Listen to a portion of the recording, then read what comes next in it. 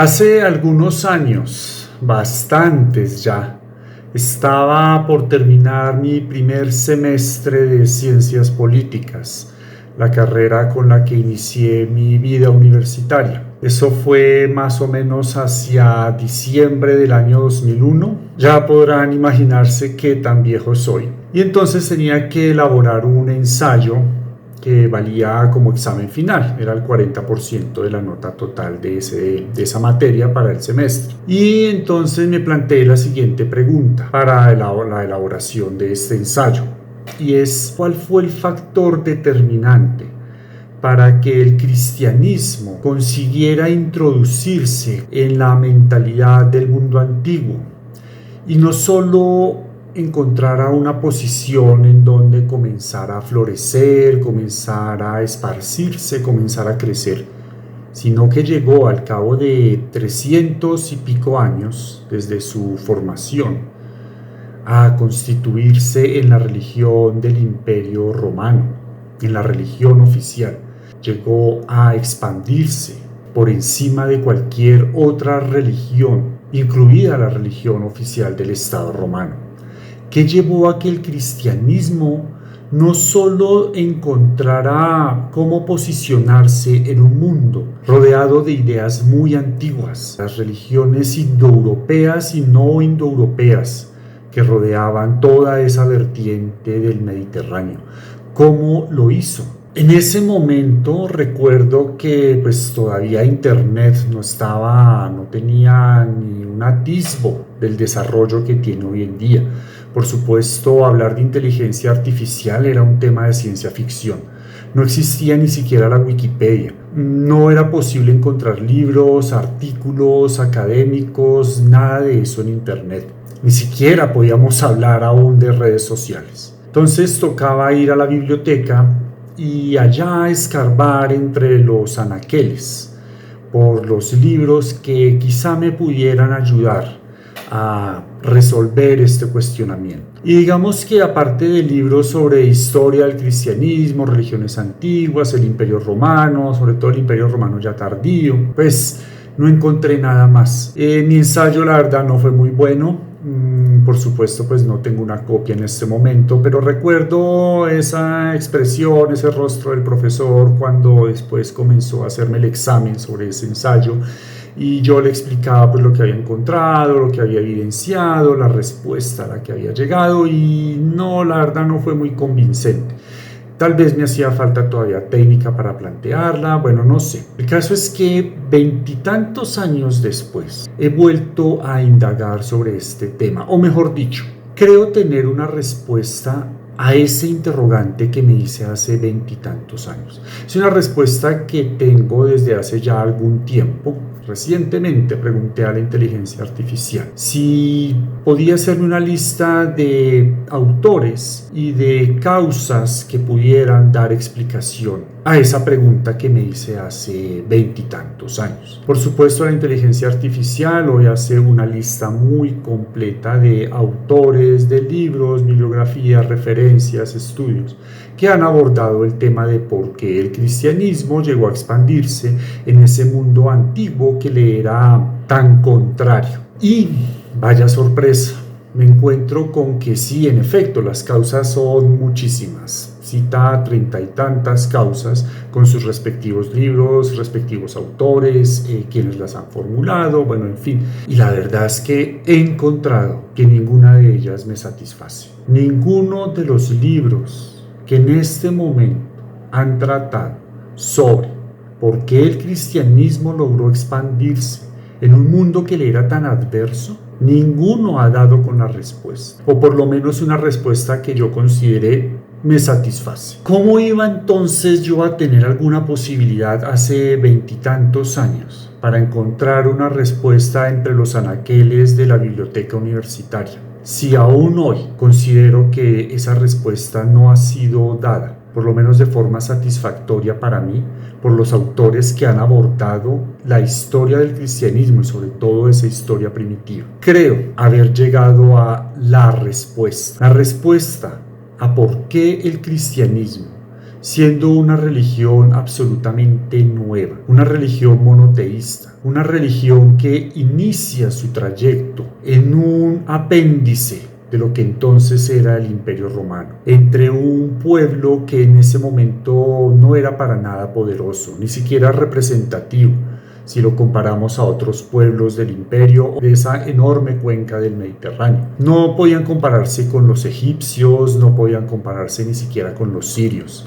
muchísimo menos con los griegos. Creo que incluso los galos y hasta los hispanos eran provincias con muchísima más relevancia que Judea, y no solo en el contexto económico, político, incluso militar, sino también cultural.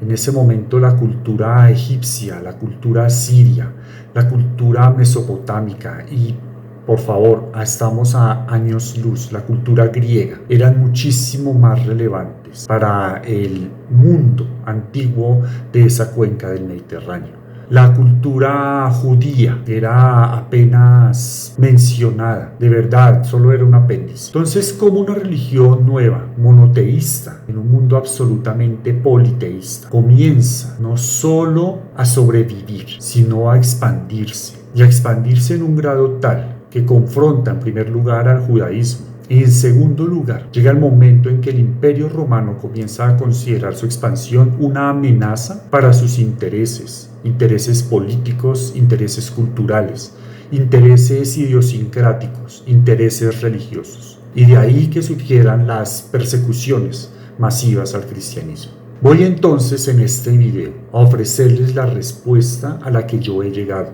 y que creo, modestia aparte de verdad, que es la respuesta fundamental, la respuesta crucial de por qué el cristianismo logró comenzar a convertir las mentes, comenzó a replicarse en las conciencias de todos esos habitantes del mundo antiguo que comenzaron a convertirse en esta religión. Abandonaron sus dioses milenarios, los dioses de sus padres, de sus abuelos, tatarabuelos, que por tradiciones de cientos y miles de años habían acompañado a sus familias. Por esta nueva religión, apostaron por esta nueva idea, se convirtieron. Y no solo eso, se dejaron perseguir, se dejaron martirizar, se dejaron excluir, se dejaron tratar como apéndices y como parias de esa sociedad todavía mayoritariamente pagana, en defensa de esa religión, que lleva a que tú, con una religión nueva, una religión que acabas de conocer hace algunos meses, hace algunos años, te conviertes a esa religión y das tu vida, y no solo me refiero a dejarse matar, sino toda tu existencia. Llegas incluso a sacrificar tu vida social, tu vida económica, tu comercio, tu vida entera, tus relaciones familiares, tus relaciones comerciales, tus relaciones sociales, por esa nueva religión que tenía o tiene el cristianismo, que logró calar en la mente de esta gente. Pero antes de darte la respuesta, voy a hacer un repaso por esas respuestas, por esas proposiciones, que son las más comunes, las que han dado los autores, las que en su momento yo creo haber citado en mi ensayo en el que me fue tan mal, y con el que sí, yo la verdad me sentí tan insatisfecho, que esa pregunta me la seguí haciendo por mucho tiempo. Entonces voy a citar, solo por mencionar algunas de las causas. Son causas que, como te digo, tú mismo puedes encontrar haciéndole una simple pregunta a Gepetto. Entonces, dice, razones propuestas por distintos autores. Hablan de la existencia de una infraestructura imperial extraordinaria, favorable para la circulación de ideas. Bueno, la extraordinaria movilidad de las primeras comunidades cristianas. Hablan del carácter urbano del cristianismo. Y bueno, aquí es importante hacer una acotación que considero también clave, aunque no es la respuesta, pero sí podemos precisar o ahondar en el siguiente concepto, y es que el cristianismo, no sé si fue la primera, pero sí una de las primeras religiones evangelizadoras. ¿Qué significa esto? Son religiones que buscan conversos. Lo normal, lo tradicional en el mundo antiguo, y de hecho lo tradicional en cualquier religión, es que no busque conversos. Es decir, no tiene un grupo de monjes, sacerdotes que van y buscan convencer de lo bueno que es su Dios a personas que ya oran y tienen otro Dios. En el mundo antiguo eso no existía, nadie buscaba conversos para su religión. Las religiones se entendía que pertenecían al bagaje familiar y al bagaje cultural.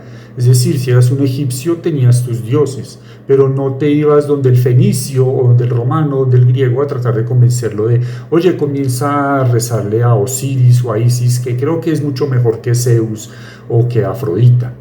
No, eso no pasaba. En el mundo antiguo no había evangelización. El cristianismo es, en este mundo antiguo, estoy seguro, es la primera religión que comienza a hacer eso, a buscar, oye, deja de creer en Osiris, deja de creer en Thor, deja de creer en Zeus, Júpiter, y comienza a creer en el Dios único, en Yahvé, Jehová. Comienza a creer en nuestro Dios y comienza a creer en que Jesús es su único hijo y ha venido a la tierra. Eso en el mundo antiguo no ocurría. En otras latitudes no estoy seguro si el budismo llegó a ser una religión evangelizadora. Creo que sí, porque se expandió más allá de la frontera india, más allá de la frontera de su nacimiento, y se expandió con gran fuerza en lo que pues, hoy conocemos como el sudeste asiático, China y Japón. Incluso llegó de pronto a algunas áreas todavía del área del Asia central. No estoy seguro si el mazdeísmo, esta religión que surge en Persia, pero remitámonos solo al cristianismo. El cristianismo comienza entonces a evangelizar. Y por supuesto no van a faltar los autores, o no van a faltar los autores que hablan de este proceso de evangelización. Si yo comienzo a hablarte a ti sobre mi Dios es mejor que el tuyo, estos autores consideran que ya eso es razón suficiente para decir, claro, por eso se expandió el cristianismo. Pero créeme que llegar y decirle a un egipcio de ese momento, me lo imagino así, oye, comienza a rezarle a mi Dios y no al tuyo que ha estado con tu familia por varias cientos de generaciones y que ha demostrado pues escucharte, que ha demostrado tener poder sobre el Nilo, que ha demostrado ser el creador del mundo, que comienza a creer en el mío. Eso no va a calar así porque yo intente convencerlo y hablarle. Aún al día de hoy, ¿cuántas veces no nos sentimos molestos porque llegan estos evangelizadores, tocan en la puerta de nuestra casa y nosotros nos escondemos, decimos que no estamos o inventamos cualquier excusa para no atenderlos? Si esto es así hoy en día, imagínate cómo debió ser en el mundo antiguo. Entonces la evangelización por sí misma no me convence. Son factores que por supuesto inciden, ayudan, pero los considero variables, pero no la respuesta determinante a lo que estoy buscando. Continúo entonces con la lista de algunas de las causas sugeridas por estos autores que han estudiado pues, el cristianismo antiguo. Entonces hablan que el pluralismo en el mundo antiguo religioso romano facilitó inicialmente la aparición de una religión. Esto es cierto, pero su expansión, además que comienza a ser una religión que de inmediato entra en choque con el judaísmo. Y el judaísmo es el primero que le hace una guerra a muerte a esta, la que consideran una herejía, una secta hereje del judaísmo. El cristianismo heredó una infraestructura previa al judaísmo. No, eso no es suficiente para convencer al mundo antiguo. El mensaje podía desprenderse relativamente bien de una identidad étnica concreta. Bueno, en realidad te voy a decir, para ahorrarnos tiempo, puedes tú mismo repasar esas listas, puedes hallar 60 y pico variables. Te prometo, estoy seguro de que no vas a encontrar la respuesta que estoy por darte. Pero antes necesito hacer todavía una aclaración más. Y es que todas las religiones de la antigüedad tenían esto en común. Todas creían que cuando morías te ibas a un sitio absolutamente oscuro, un sitio deprimente. Era el Averno, el inframundo, el Orcus. Eran sitios que tanto para las religiones celtas, germanas, para la religión egipcia, para la religión mesopotámica, para la religión griega, para la religión romana. Tú cuando morías te ibas a un sitio macabro, a un sitio oscuro, un sitio funesto, un sitio que muchos, por no decir que todos, identificaban con un lugar subterráneo. Sí, ese lugar que está bajo la tierra. De ahí tal vez nuestra idea de que el infierno está bajo la tierra. Esa era la creencia en el mundo antiguo. Fíjate, por ejemplo, cómo en las religiones germanas, es decir, las religiones que asociamos a los vikingos, Solo los más relevantes, los guerreros que trascendían, aquel que ofrecía su vida de forma heroica en el campo de batalla, podía salvarse de este destino y viajar a un sitio denominado el Valhalla, pero era algo excepcional. En el mundo antiguo, también todas las demás religiones compartían esa idea de que tú tenías que hacer algo excepcional en vida para tener una oportunidad de no ir a ese sitio al que estaban condenadas a ir absolutamente todas las demás almas de los mortales. En la religión grecorromana, tú tenías que ser alguien absolutamente extraordinario, casi ser un semidios, un héroe, para que los dioses olímpicos tuviesen siquiera la idea de incomodarse un poco para irrumpir en el Ares y sacarte de allí y llevarte a los Campos Elíseos. Por ejemplo, era uno de los lugares a los que selectivamente enviaban a los más representativos, a los más importantes, a aquellos mortales que lograban trascender y lograban captar la atención de los dioses. Pero aún así era algo muy excepcional, de verdad. Tenía que ser prácticamente una orden de Zeus que le dijese, me imagino, a Hermes, para que se adentrara en el inframundo, en este reino de su hermano Hades, y de allí sacar a esa alma excepcional. Y aún así estoy convencido de que eso era absolutamente excepcional, porque esa sola intrusión podía causar una debacle diplomático entre los dos hermanos, entre Zeus y Hades. No era algo común. Y todas las religiones del mundo antiguo compartían esta creencia. Puedes pensar en los egipcios y este mito de la balanza del corazón. Si tu corazón resultaba ser más pesado que la pluma, ibas a un sitio que era aún más espantoso que ya el inframundo egipcio. Es decir, allá sí ibas a ser torturado. Ibas a ser devorado, creo que por un cocodrilo gigante que eternamente te estaría devorando y nunca terminaría de hacerlo. Pero si tu corazón era lo suficientemente ligero, podías pasar a un lugar un poco mejor. Un lugar en donde no ibas a ser atormentado eternamente, pero no era el paraíso, para nada. Resulta que ante esta creencia común en el mundo antiguo existía lo que se llaman los misterios. Hoy en día asociamos la palabra misterio con algo que es oculto, con algo que no conocemos, entonces hablamos de los misterios de la ciencia, los misterios de la humanidad, pero en el mundo antiguo el término, el concepto de misterio respondía únicamente a un conocimiento que podía salvarte, que podía privilegiarte, que podía hacer tu vida más llevadera en este inframundo al que estabas ya de por sí condenado, por el solo hecho de existir. Y a través de estos conocimientos, de estas revelaciones, del descubrimiento de estos misterios, tú podías permitirte el adentrarte en una zona, en un recoveco, en un lugar de este inframundo en donde ibas a pasarla medianamente mejor, o en donde tenías posibilidad de adentrarte en alguno de estos pasajes secretos, en donde la vida, la existencia era más llevadera. Pero ningún misterio te abría como tal las puertas de los Campos Elíseos o del paraíso, eso no te lo llegaban a vender, pero sí te vendían a través de los misterios la idea de que podías tener una vida en el más allá más soportable de lo que ya de por sí estabas condenado a padecer. Así entonces, por ejemplo, el famoso libro de los muertos de los egipcios y de los que hay en varias religiones tienen también sus libros de los muertos. Esto no es exclusivo de los egipcios. En estos libros de los muertos es como un manual, una guía, una referencia, a través de la cual tú desentrañando sus misterios, primero teniendo la oportunidad de leerlo, ya por sí un privilegio en esa época, pero también podías revelar sus misterios y conocer qué era lo que pasaba en el más allá. Y conforme a esto, estar preparado para el momento en que tu alma tuviese que enfrentarse a este mundo. Ya llegabas con un conocimiento previo. Existían entonces, por ejemplo, los famosos misterios de Eleusis, y era un proceso de iniciación en donde unos seleccionados, unos privilegiados, por lo general políticos, líderes, jefes militares, personas muy ricas, lo más élite de la antigüedad, iban a esta isla de Eleusis a iniciarse en los misterios de este lugar.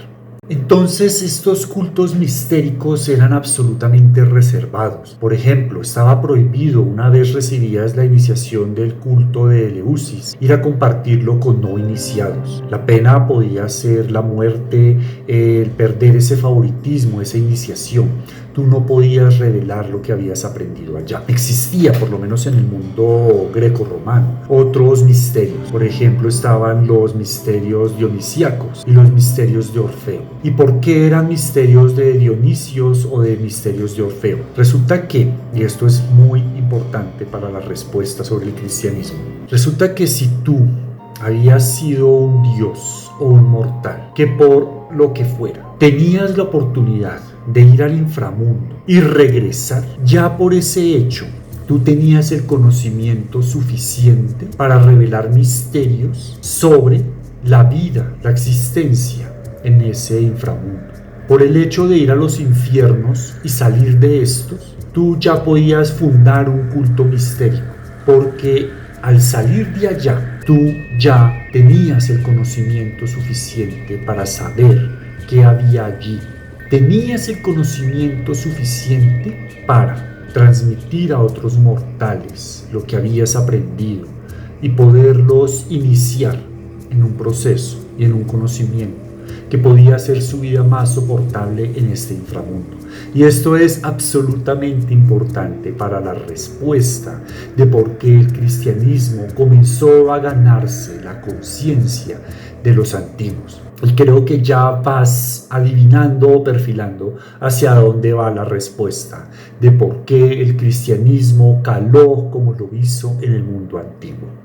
No fue porque el cristianismo hablara a los pobres, no fue porque el cristianismo usara las rutas del Imperio Romano, no fue porque el cristianismo ofreciera a los pobres una vida de caridad y usara el lenguaje de las parábolas para entonces influir en la conciencia de los antiguos. No, nada de eso tenía que ver, eso simplemente eran características que ayudaron, propiciaron, pero el mensaje, la respuesta clave de por qué el cristianismo comenzó a ganarse la conciencia, ganarse las almas de las personas del mundo antiguo, subyace en esto.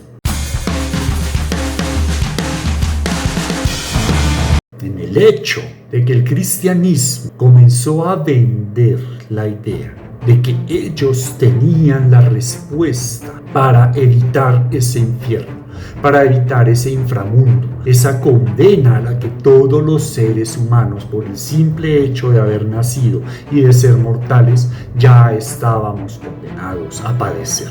Y entonces el cristianismo es también la primera religión salvática. Es decir, la primera religión que te habla de que siguiendo sus preceptos, tú vas a salvarte, tu alma se va a salvar. Y no solo eso, sino que se vende como una religión que ofrece lo que podríamos denominar este culto mistérico, pero lo universaliza. Dice, esto no debe ser un conocimiento para unos pocos, para unos privilegiados, para los que puedan pagar la cuota de entrada a Eleusis. No, esto es una religión para todos, para cualquiera. Basta con que tú aceptes nuestros preceptos, aceptes a Jesús en tu corazón, aceptes nuestro credo, te conviertas a nuestra fe, recibas el bautismo y ya estás salvo, ya vas a ser salvo o tienes la posibilidad de ser salvo, ya tienes un pie en el paraíso, porque para introducir el otro pie tienes entonces que seguir un código de conducta cristiana, ser bueno, aceptar a Dios, arrepentirte de tus pecados, bueno, en fin, digamos todo lo que contiene ya el credo, la catequesis y el dogma cristiano. Pero lo universaliza lo que hasta ese momento, hasta esa época, hasta antes del cristianismo, era un conocimiento solo para una élite, solo para unos pocos, para unos privilegiados, y que ni aún así, tú siendo un iniciado en el culto de Eleusis o en el culto de Dionisio o en el culto de Orfeo, tenías garantizado esto, no por haberte leído el manual del libro de los muertos, entonces ya tenías garantizada la entrada a un mejor lugar en el más allá. No, y aún así fíjate cómo los cultos mistéricos hablaban de un mejor lugar, pero no la entrada al paraíso. Lo que sí comienza a vender el cristianismo. El cristianismo te habla de el paraíso, la entrada directa al paraíso. En la famosa conversación, este pasaje del Nuevo Testamento en donde Jesús ya está en la cruz, está por morir, está acompañado de dos ladrones. Y uno de ellos le dice, yo creo en ti, yo sé quién eres, bueno, algo así. Y Jesús le dice, tú estarás esta tarde, ahorita, después de que mueras, ya estarás conmigo en el paraíso.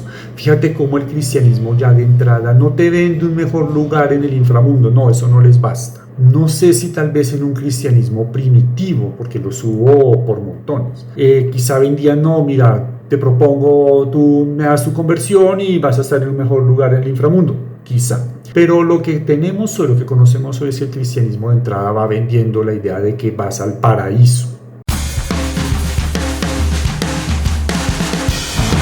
La existencia de un purgatorio en el dogma cristiano puede sugerirnos la idea de que quizás hubo un cristianismo o alguna corriente de ese cristianismo primitivo que no se atrevió a tanto, que no se atrevió a vender el Valhalla de entrada por el simple hecho de ser un converso.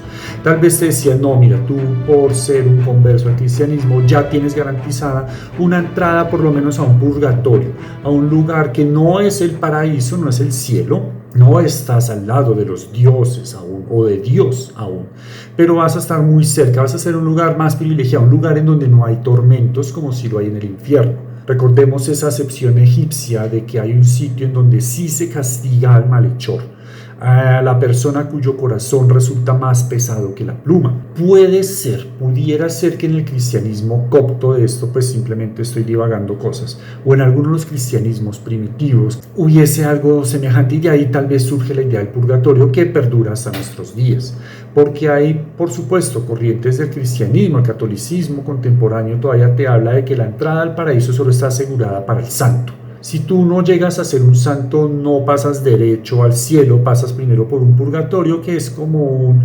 espacio o periodo de prueba, en donde al final de los tiempos, en el segundo juzgamiento, entonces van a decir, sí, ya entras al paraíso, de acuerdo a, me imagino, cómo te comportaste en el purgatorio, o no, si aún en el purgatorio te portaste muy mal, para abajo, para el infierno, para ese inframundo. Esa es la respuesta. ¿Por qué el cristianismo comienza a convencer a tantas personas en la antigüedad y les hace renegar de los dioses que habían conocido desde su nacimiento, y no solo ellos, sino sus ancestros? Algo que tiene un peso muy significativo en la antigüedad, al que hoy le hemos perdido mucha significancia, mucho valor, pero en la antigüedad, venerar la religión, las costumbres, la cultura de tus ancestros, de tus padres, de tus progenitores y de quienes están detrás en la línea ancestral era sumamente valioso, tenía un significado muy fuerte. Entonces, ¿cómo es que tú abandonas la creencia de tus ancestros, la creencia de tu familia, la creencia de tu cultura,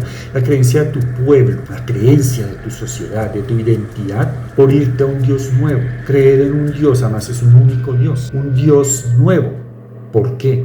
Porque te promete la salvación del alma. Si sigues al cristiano, si sigues a el Dios único y a su Hijo, que vino a la tierra, fíjate tú cómo lo dicen, para salvarnos. ¿Salvarnos de qué? Salvarnos de ese inframundo. Esa es la salvación del cristianismo. Esa es la salvación mesiánica que profesa o que atribuye el cristianismo a Jesús, al Hijo de Dios. Le atribuye esa salvación. No es una salvación como quizás se interpretó en el judaísmo, de que entonces iba a ser un gran líder militar, un gran político que sacaría al Imperio Romano y conseguiría la independencia a perpetuidad del Estado de Israel, o bueno, del reino de Israel. No, la salvación mesiánica, la salvación cristiana es la salvación del alma. Y eso es lo que comienzan a venderte y comienzan a venderle a los antiguos. Y fíjate cómo en el credo católico, no sé si tal vez en otras acepciones cristianas, evangélicas también, pero muy seguramente comparten esta idea, que es fundamental, y es el hecho de que Jesús, una vez muerto en la cruz, Él baja a los infiernos. El credo católico lo dice explícita con su alma, es que viaja al infierno, y no solo baja allá y está allí, bueno, hace visita, sino que regresa. él sale del infierno. Y esto no es gratuito, no es fortuito, no es que quedaba muy bonito poner a Jesús haciendo ese viaje, no. Fíjate cómo te hablé, que para ser un fundador en la antigüedad de un culto mistérico, tú tenías que haber ido al infierno y regresado de él. Fue lo que le pasó a Dionisio, al dios Dionisio, y fue lo que le pasó a Orfeo, siendo un mortal. Hubo otros, creo que Heracles, Hércules fue al infierno también. Ahora no tengo referencia de que hubiese cultos a Heracles, pero es probable, porque una condición sine qua non, una condición fundamental para tú ser un fundador de un culto mistérico es, como te digo, haber ido al infierno y regresar. Entonces me imagino que en más de una ocasión, en su proceso de evangelización de estos cristianos primitivos, en algún momento se enfrentaron a la pregunta de, y bueno, este Señor Jesús, ¿quién es? Él, porque habla de que podemos salvarnos, ¿él acaso es el fundador de un culto mistérico? Él estuvo en el infierno, tuvo que haber estado en el infierno para poder hablar de esto. Y en su momento de haber corchado a más de un evangelizador. Tuvieron, me imagino, que añadir el tema de que él, una vez muerto, va al infierno, regresa de él. Y creo que mencionan que abre las puertas del infierno, algo así. Bueno, no estoy seguro, pero él viajó, él hace ese viaje. Hay que poner que Jesús hizo ese viaje. Y después de ese viaje, claro, por supuesto, por eso se vuelve un fundador. Queda legitimado para convertirse en un fundador de culto mistérico, porque abre las puertas del infierno, ya está en condición el cristianismo. Está en condición de ser un culto mistérico universal, porque su fundador, Jesús, estuvo en el infierno y volvió de allí. Entonces, todo lo que te diga el cristianismo en adelante va a ser un proceso de iniciación que comienza con el bautismo, con la aceptación de ser un cristiano, de creer. Recibes entonces el bautismo, el agua con la que te moja un sacerdote, y comienzas ya a ser miembro de esa comunidad cristiana. Esta es la respuesta a por qué comenzó el cristianismo, no solo a sobrevivir en un mundo politeísta que le era totalmente adverso, sino que comenzó a florecer, a crecer, y surgió y empezó así como ese diminuto grano de mostaza del que hablan las parábolas. Pero no fue, como te digo, el crecimiento, el auge del cristianismo y su extensión, su propagación no se debió a que había rutas comerciales por las cuales evangelizar, porque de eso gozaban todas las demás religiones, porque fuera evangelista. No lo hubiera sido suficiente, y como te digo, muy probablemente los primeros cristianos, cuando intentaron evangelizar, no lo conseguían hasta que comenzaban a hablar de, miras que esta es la religión que te salva del infierno, del inframundo. Y en su momento deben haber sido contrastados, pero ¿por qué dices, por qué afirmas eso? Entonces tuvieron que añadir el hecho de que Jesús pues fue al infierno, y no es gratuito. Es así que empiezan los evangelizadores cristianos a ganar adeptos por montones. Por supuesto, habrá otros factores, pero ya considero que son factores secundarios, factores con los que afianzan al converso. El tema, por supuesto, podemos ahondarlo muchísimo más, hablar de la figura de Pablo. Él es el verdadero fundador del cristianismo universal. Él es el que lo saca de Judea y lo lleva al mundo grecorromano de ese momento, al Mediterráneo. Fue Pablo. Podemos hablar de eso, podemos ahondar aún más sobre el cristianismo primitivo. Es un tema que a mí me fascina, me encanta, y llega muy a contexto con el tema del canal, con el paradigma del replicante, porque es como una idea, un discurso colectivo minúsculo del tamaño de un grano de mostaza. Llega a expandirse con esa fuerza, con una fuerza tan grande que 320 y tantos años después, un emperador romano acude a él para hacerse con el poder de Roma, del imperio, y legitimarse a través de este, y contar con la ayuda, asistencia y alianza de una comunidad cristiana que ya para ese momento era mayoritaria en el imperio romano. Tanto así que lo hace la religión oficial del imperio. Y se revierte el proceso. Ahora son los cristianos quienes persiguen a los politeístas, a los que comienzan a llamar paganos.